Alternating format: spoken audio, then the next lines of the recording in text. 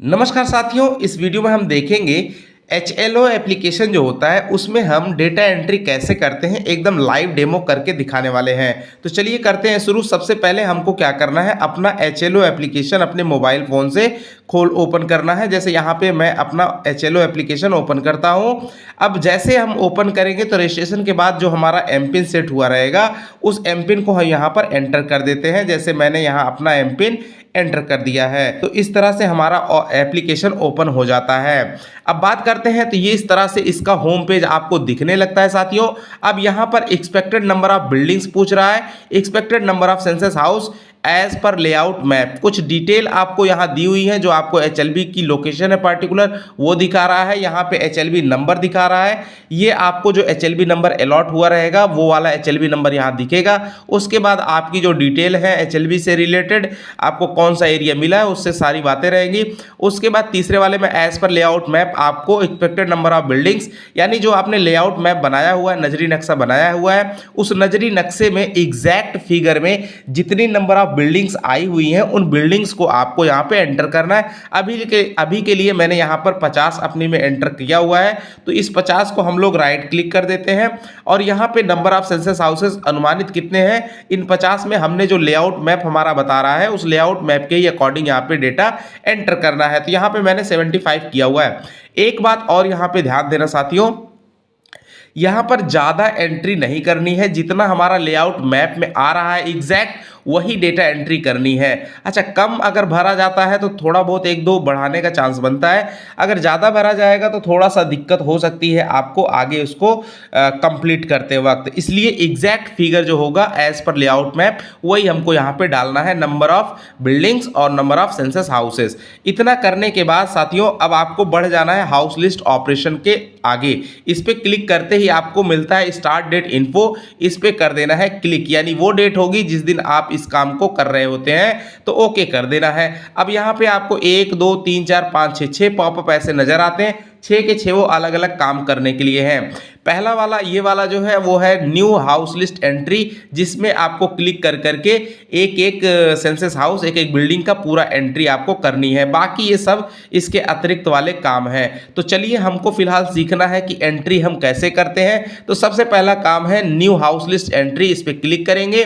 अब आपके सामने कुछ ऐसा नंबर आ जाता है, तो यहाँ पर हम मान लीजिए कोई बिल्डिंग डाल देते हैं, मान लीजिए 18 नंबर डाल देते हैं या फिर यहाँ 19 नंबर कर देते हैं। 19 नंबर करते ही अब सोच रहे होंगे कि आप सोच रहे होंगे कि मैंने 19 क्यों किया, क्योंकि इसमें कुछ एंट्री की हुई है डेमो के लिए, इस वजह से आपके लिए मैं यहाँ 19 डाल रहा हूँ। अब सेंसस हाउस आपके केस में जो होगा वो आपको यहाँ पे फिगर फिल करना है। मान लीजिए पहला है तो 1 डालेंगे, दूसरा है तो 2 डालेंगे, तीसरा है तो 3 डालेंगे, इस तरह से डालते जाना है। अब सेंसस हाउस, अच्छा बिल्डिंग हमको रिपीट नहीं कर रही है, क्यों? क्योंकि हम यहाँ फ्रेश नई बिल्डिंग लिए हुए हैं। जब आप पहली एंट्री करने जा रहे होंगे उस समय भी आपको ये रिपीट बटन जो है इनेबल नहीं होगा, डिसेबल रहेगा, यानी इस पे आप क्लिक करने का ऑप्शन नहीं आएगा। ये कब होगा? जब मान लीजिए एक बिल्डिंग के अंदर में हम एक सेंसस हाउस की काउंटिंग कर चुके हैं, दोबारा हमको दूसरे सेंसस हाउस के लिए जो है डेटा एंट्री करना है, तो अब हम वही सेम बिल्डिंग डालने के लिए वहां डालना नहीं है, सिंपल रिपीट पे क्लिक करेंगे, वो ऑटोमेटिक बिल्डिंग नंबर वही ले लेगा। उसके बाद हम लोग फिर न्यू पे क्लिक करेंगे। जैसे न्यू पे क्लिक करते हैं तो हमको अगला सेंसस हाउस नंबर देखिए ऑटोमेटिक यहाँ पे अलॉट हो गया, सेंसस हाउस नंबर यहाँ मिल जाता है। उसके बाद तुरंत ही हमको नेक्स्ट बटन पर क्लिक कर देना है। जैसे नेक्स्ट बटन पर क्लिक करते हैं तो यहाँ पूछता है कि क्या सेल्फ इनोमिनेशन किया गया है या नहीं, यानी आप SC रेफरेंस ID के साथ आगे बढ़ना चाहते हैं या फिर नहीं। तो मेरी केस में मैं मान के चल रहा हूं कि SC ID नहीं है, बहुत ही कम आपको मिलेगा, या इवन मिलेगा भी तो 10 में से 1 या 2 मिल सकता है। तो अभी के लिए हम नो करके पूरी एंट्री देखेंगे। तो नो पे क्लिक करते हैं तो सबसे पहले आगे आपको 4 नंबर क्वेश्चन मिल जाता है। पूछता है predominant material of floor of the census house. तो इसमें आपको 1 से लेकर 7 तक तरह तरह के क्वेश्चन हैं, तरह तरह के ऑप्शन हैं। इन ऑप्शन में से एक आपको क्लिक कर देना है। मान लीजिए अभी के लिए मैं यहाँ पे सीमेंटेड घर है, पक्का बिल्डिंग है, इसलिए ये कर दे रहा हूँ। कच्चा घर होता मड का बना हुआ, वुड या बैम्बो का बना है, ब्रंकीट का, इसमें से आपको जो भी ऑप्शन करना है वो क्लिक कर देंगे। राइट, तो फिलहाल मैंने यहाँ पर एग्जांपल के लिए यहाँ सीमेंट लिया है। नेक्स्ट पर क्लिक करेंगे, 5 नंबर क्वेश्चन आएगा। सीमेंट का घर है तो यहाँ पर कंक्रीट का जो है ये आपका पूछ रहा है कि जो मटेरियल वॉल में लगा हुआ है, दीवार जो है वो किस चीज़ से बनी हुई है। तो दीवार जो बनाने के लिए हमारा कंक्रीट वगैरह का इस्तेमाल किया गया है, इसलिए मैंने कंक्रीट यहाँ पर यूज़ कर लिया है। अब आपको यहाँ पे जो भी यूज़ करना है कर सकते हैं, जैसे ब्रंट ईंट है, ये भी आप ब्रंट ब्रिक है, इसका भी इस्तेमाल कर सकते हैं। तो यहाँ पे नेक्स्ट कर देंगे। उसके बाद 6 नंबर क्वेश्चन आएगा, material of roof of the census house, यानी जो घर की छत है, घर की छत को हम लोग कौन सा मानेंगे, यहाँ रूफ लिखा है। छत को दो टाइप से हम लोग समझते हैं, एक को सीलिंग बोलते हैं जो नीचे वाला हिस्सा होता है, और छत के ऊपर वाले हिस्से को रूफ बोलते थे। यहाँ रूफ बोल रहा है तो ऊपर वाली छत के मटेरियल की बात कर रहा है। तो यहाँ पर जाहिर सी बात है, अगर पक्का घर है तो ज़्यादातर कंक्रीट का ही आपका छत मिलेगा, अदरवाइज दूसरा भी छत मिल सकता है। दीवारें फर्श वगैरह सब कुछ पक्की हैं, ऊपर से एस्बेस्टस की चादरें या फिर स्टील वाली चादर लगी हुई हो सकती है। तो उस केस में आप अपना ऑप्शन सेलेक्ट कर लीजिएगा। चलिए, इतना करने के बाद आपको नेक्स्ट बटन दिखेगा और अगला क्वेश्चन आएगा, certain use of houses, right. इसमें अब तरह तरह के सीन्स आएंगे, यहां पर आप समझते रहिएगा, मैं आपको यहां समझाने की कोशिश करूंगा। पहला ऑप्शन आपको जो है वो रेसिडेंस यानी आवास है। दूसरा वाला ऑप्शन अगर सिलेक्ट करते हैं, इसका मतलब होता है कि आवास सह, देखिए लिखा हुआ है रेसिडेंस कम अदर यूज, यानी आवास सह अन्य उपयोग। इसका मतलब होता है कि जैसे हमारा जो घर है उसके साथ में हम कोई दुकान खोले हैं, कोई अपना ऑफिस खोले हैं, ये जो होगा ऐसा केस में आवास सह अन्य उपयोग में चला जाएगा। इसके अलावा 1 और 2 जब आप क्लिक करते हैं, इन दोनों में से कोई एक, तो आपको 34 क्वेश्चंस के आंसर देने होते हैं। ध्यान देना, जैसे ही आप रेसिडेंस कम अदर यूज करते हैं तो यहाँ पे उसका क्या उपयोग है, मान लीजिए फॉर्च्यून शॉप है, यहाँ पे वो शॉप का आपको यहाँ पे नाम लिख देना है साथियों, राइट। तो अब यहाँ पे मेरी केस में मैं मान लेता हूँ कि मेरा रेसिडेंस है, राइट। अब बात करते हैं इसके अलावा अगर कोई ऑप्शन आप सिलेक्ट करते हैं, जैसे स्कूल, शॉप, ऑफिस, तो यहाँ पे वो स्कूल कैसा है या ऑफिस क्या चीज़ है उसका नाम भी यहाँ पे आपको लिख देना है साथियों। अगर आप यहाँ पे हॉस्पिटल या जो भी सिलेक्ट करते हैं तो यहाँ पे नीचे में ऑप्शन आता है, उसको आपको लिख देना है। ध्यान देना, आपका जो लैंग्वेज इंग्लिश रहेगा तो इंग्लिश में लिखना है, अगर हिंदी लैंग्वेज में आप कर रहे होंगे तो हिंदी भाषा में आपको लिखना पड़ेगा। चलिए, अब बात करते हैं जितने भी कीजिएगा, इसके बाद जैसे ही ध्यान देना है, 1 और 2 को छोड़ करके जितने भी ऑप्शन अगर आपको इसमें से मिलते हैं, अगर आप टिक करते हैं, अगर पूजा का स्थान है तो 8 number, other non residential use है तो आपको इस तरह से आपने कर लेना है। सारे ऑप्शन मिलेंगे साथियों, घबराने की तनिक भी चिंता नहीं करनी है। जैसे ही हम यहाँ पे 1 और 2 के अलावा कोई ऑप्शन 3 से लेकर के 0 तक क्लिक करते हैं और नेक्स्ट करेंगे तो सीधा हमको या तो 34 नंबर क्वेश्चन यानी मोबाइल नंबर पर पहुंचा देगा, या फिर डायरेक्टली कई केसेस में आपको मोबाइल नंबर भी नहीं पूछेगा, जैसे ऑफिस में मोबाइल नंबर नहीं पूछेगा, प्लेस वर्शिप, इन सब चीजों में नहीं पूछेगा, वैकेंट नहीं पूछेगा, ज्यादातर केसेस में नहीं पूछता है, और डायरेक्टली आपको सबमिट प्रीव्यू वाला फॉर्म खुल जाएगा और सबमिट करने का ऑप्शन आ जाएगा। अगर आपको देखना है तो यहां दिखा देंगे, लेकिन अभी स्क्रीन मेरी बैक हो जाएगी, तो पहले हम एक सिंपल करके देखते हैं, रेसिडेंस वाला करके देखते हैं। उसके बाद जैसे ही हम यहां पे अब रेसिडेंस या फिर पहला या दूसरे में से कोई भी क्लिक करेंगे साथियों, तो आपके लिए एक और ऑप्शन खुल करके आता है यहाँ पे, इज लॉक्ड, क्या वो बंद है। अगर ताला बंद है, मान लीजिए आप डेटा एंट्री करने के लिए गए हैं और वहां ताला बंद है, तो आप इज लॉक करके इसको भी क्लिक कर सकते हैं। फिलहाल मेरी केस में अच्छा लॉक दिखाइएगा, नेक्स्ट कीजिएगा, फिर वही आपको लास्ट 34 यानी मोबाइल नंबर डालने के लिए कहेगा, तो अगल बगल से मांग करके, या फिर नहीं पता है तो कोई डमी नंबर अपने आप से डाल देना है, राइट। उसके बाद फाइनल कर देना है। फिलहाल अभी मेरे केस में ये लॉक नहीं है, मैं नेक्स्ट करता हूं। अभी मैंने सिलेक्ट किया हुआ है रेसिडेंस, अब नेक्स्ट करता हूं तो अगला 8 नंबर क्वेश्चन खुल जाता है, कंडीशन ऑफ दिस हाउस, इस घर की स्थिति कैसी है, रहने लायक है कि अच्छा है कि फिर एकदम जर्जर है। बिल्कुल अच्छा है तो गुड पे क्लिक कर देंगे, अभी के लिए मेरा गुड है। अच्छा, लाइवेबल रहने लायक है, थोड़ा बहुत गड़बड़ है तो रहने लायक है, और एकदम जर्जर है, रहने लायक नहीं है तो हम लोग डिसेप्लिनेटेड कर देंगे।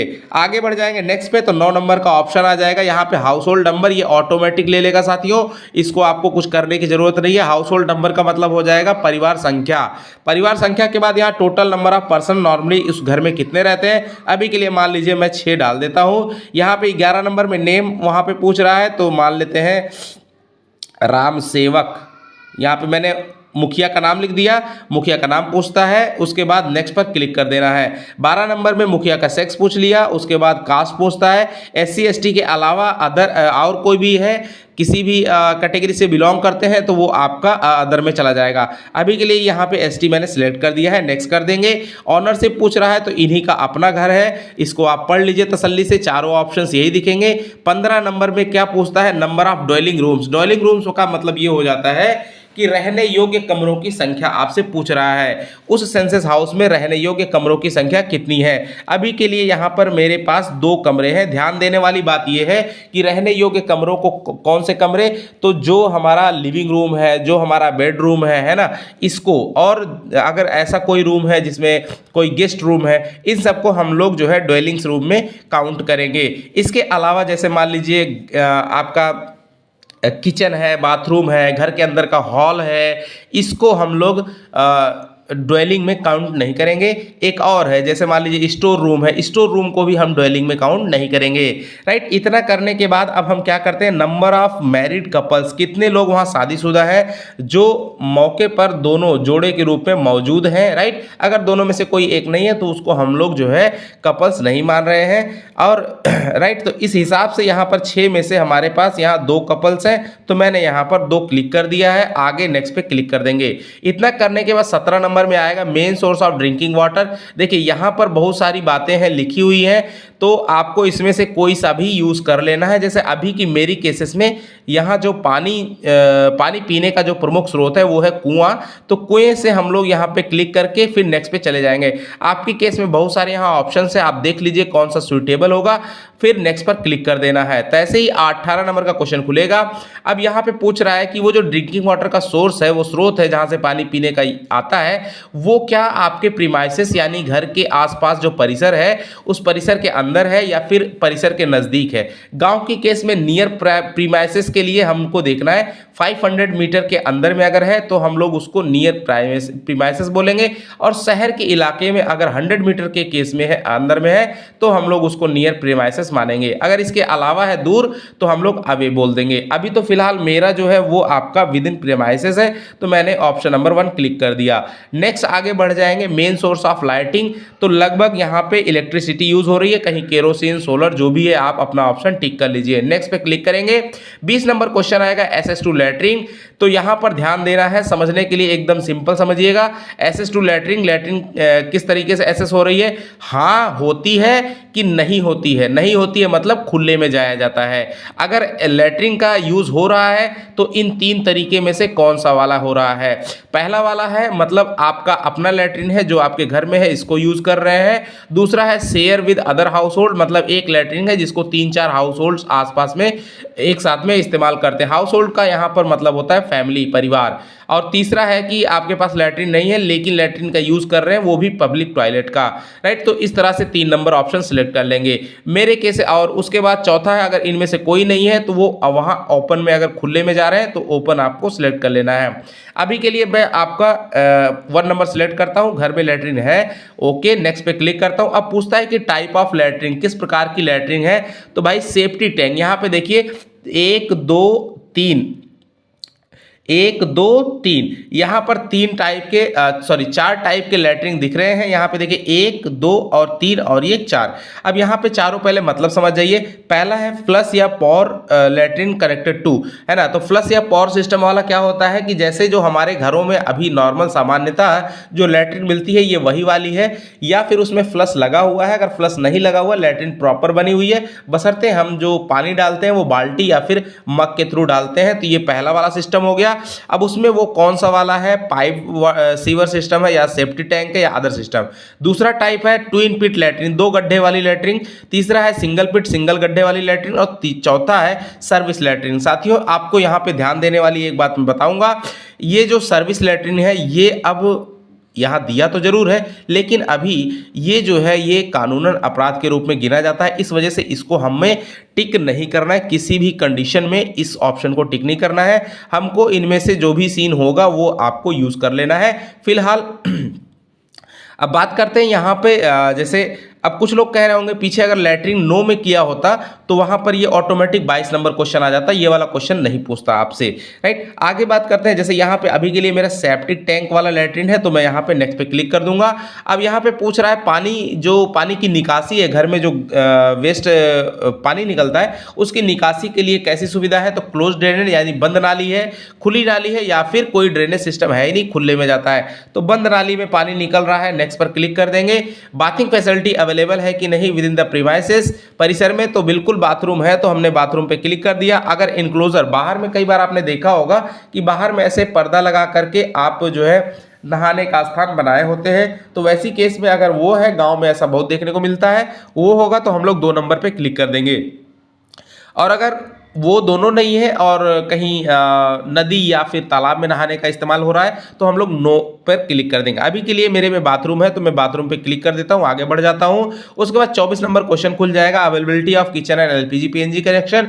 इसका आंसर करने के लिए आपको 2 बातों का ध्यान रखना होगा। सबसे पहली बात क्या कि आपको कंफर्म करना है कि खाना जो है वो कहाँ बनता है, किचन में बनता है या फिर किचन नहीं है, किचन के अलावा घर के किसी कोने में बनता है, या फिर किचन या फिर घर के किसी कोने में ना बन करके घर के बाहर बनता है। यहाँ पे 3 चीजें हैं, देखिए, cooking in kitchen, cooking inside house but not in kitchen, तीसरा है cooking in open outside houses. तो ये तीनों ऑप्शन आपको पता करने के लिए आपको पता करना होगा कि खाना जो है कहाँ पर बनता है, राइट। जैसे किचन अगर सिलेक्ट हो जाता है तो किचन में फिर सभी में 2-2 ऑप्शंस हैं कि भैया ठीक है खाना बनने का तो डिसाइड हो गया, अब बताइए एलपीजी कनेक्शन है अथवा नहीं। हाँ है, यहाँ देखिए एलपीजी है, वो डरना नहीं है, वो बताना है, वो उससे खाना बन रहा है कि नहीं बन रहा है डजेंट मैटर, लेकिन आपको वो चीज़ का आंसर करना है। तो अब हम करेंगे क्या, यहाँ पे मान लीजिए मेरे पास किचन में खाना बन रहा है, मैं यहाँ पे एलपीजी कनेक्शन भी है, ओके कर दूंगा, नेक्स्ट पे क्लिक कर दूंगा। अब पूछता है main fuel use for cooking, तो भैया कुकिंग के लिए आपका प्रमुख ईंधन कौन सा यूज होता है। अब यहाँ पर आप बता सकते हैं, कोई फैमिली 1 से अधिक ईंधन यूज कर सकती है, कोई लकड़ी भी, गोबर का कंडा, या फिर गैस, रसोई गैस भी यूज कर रहा है, और साथ ही साथ में कोयला भी यूज कर रहा है ना, या फिर और अदर मोड हो सकता है, यानी 1 से अधिक तरीके वाले जो ईंधन है उनको यूज कर रहा है। लेकिन आपको क्वेश्चन का आंसर ऐसे निकालना है कि साल के ज़्यादातर यानी कि मोस्ट ऑफ दी जो यूज़ हो रहा है वो कौन सा ईंधन यूज़ हो रहा है। अभी के लिए मेरे पास पे यहाँ पे मैं कोल लगा देता हूँ, कोयले का इस्तेमाल ज़्यादा हो रहा है, नेक्स्ट पर क्लिक कर दूंगा। रेडियो ट्रांजिस्टर है तो ऊपर से 1 2 3 में से कौन सा है, और चौथा में है नो। अभी के लिए मेरे पास नहीं है, मैं नो कर देता हूं। आगे टेलीविजन है, दूरदर्शन फ्री डिश है, आप इसको पढ़ लीजिए, अदर डीटीएच है ना, केबल कनेक्शन एनी अदर, या फिर नहीं है तो नो पे। नेक्स्ट क्लिक करेंगे। एक्सेस टू इंटरनेट, किस तरह से इंटरनेट का एक्सेस ले रहे हैं, तो लैपटॉप कंप्यूटर के माध्यम से, मोबाइल स्मार्टफोन के माध्यम से, या फिर कोई अदर माध्यम है, जैसे आपने राउटर वगैरह लगाया हुआ है, या फिर आपने जो है जियो फाइबर, एयरटेल फाइबर, ये जो अभी यूज़ हो रहे हैं इनको लगाया हुआ है, तो अदर कर देंगे।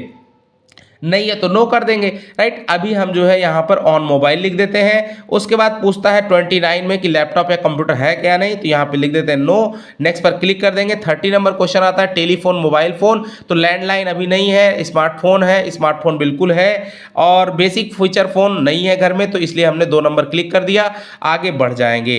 अब बात करते हैं यहाँ पे 31 बाइसिकल या स्कूटर, मोटरसाइकिल, मोपेड है, तो बाइसिकल है, राइट। उसके बाद कार, जीप है, राइट। यहाँ 3 नंबर में बोथ है, बोथ दोनों है, तो हम लोग दोनों क्लिक कर देंगे, बाइसिकल और स्कूटर दोनों है। अब बात करते हैं कार या जीप या वैन है कि नहीं है, तो यहाँ पर नो कर देते हैं, नेक्स्ट पर क्लिक कर देंगे। 33 पूछता है, ये एक न्यू क्वेश्चन है कि भाई साल के पूरे साल भर में, वर्ष भर में आपके घर में सबसे अधिक खपत कौन से अनाज की होती है, कौन सा अनाज साल भर में ज़्यादा यूज़ होता है, तो वो बताएंगे। जैसे अभी के लिए मैं राइस यहाँ लगा देता हूँ, और जैसे ही 33 क्वेश्चन, उसके बाद यहाँ पे एक कोई डमी नंबर, वहाँ से फ़ोन नंबर आपको पूछ लेना है, डमी नहीं डालना है। अभी के लिए मैं कोई डमी डाल दे रहा हूँ, यहाँ पे मैं कोई भी यहाँ डमी नंबर डाल देता हूँ। यहाँ पे सिलेक्ट करके, जैसे आप 34 क्वेश्चन पूरे हो गए एंट्री, ऐसे यहाँ पे सबमिट करेंगे, पूरी तरह से प्रीव्यू करने वाला फॉर्म आपको खुल जाएगा, और फॉर्म जैसे प्रीव्यू आपने चेक कर लिया, उसके बाद यहाँ पे कंफर्म पर हम क्लिक कर देंगे, तो डेटा इंसर्टेड सक्सेसफुली लिख करके आ जाएगा। तो इस तरह से आपको साथियों डेटा एंट्री करनी है। आई होप कि आपको काफ़ी मदद मिलेगी इस वीडियो के माध्यम से। अगर कोई डाउट है तो निश्चित ही पूछिएगा, और मिलेंगे अगले वीडियो में। तब तक के लिए नमस्कार, जय हिंद साथियों।